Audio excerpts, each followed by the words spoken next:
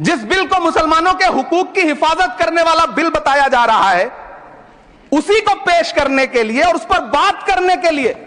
लोकसभा में भाजपा सरकार के पास एक भी मुस्लिम सांसद नहीं है। जिस वक्त, मैं लोकसभा कह रहा हूं, सुना करिए, जिस वक्फ बिल को मुस्लिम महिलाओं को हक दिलाने वाला बताया जा रहा है, उसे संसद में पेश करने वाली पार्टी के पास न तो राज्यसभा में, न लोकसभा में, न देश की किसी विधानसभा में एक भी मुस्लिम महिला सदस्य नहीं।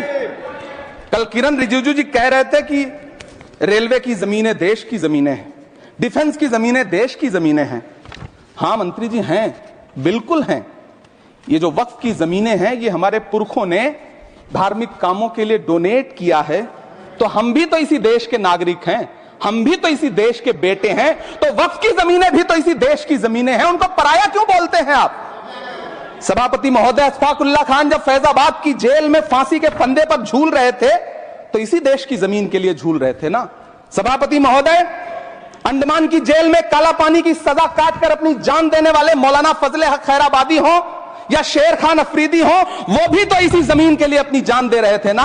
सभापति महोदय, पाकिस्तान के खिलाफ लड़ते हुए अपनी जान देने वाले महावीर चक्र विजेता ब्रिगेडियर उस्मान हो या पाकिस्तान के पैटर्न टैंक उड़ाने वाला परमवीर चक्र विजेता वीर अब्दुल हमीद हो, वो भी तो इसी जमीन के लिए अपनी जान दे रहा था ना।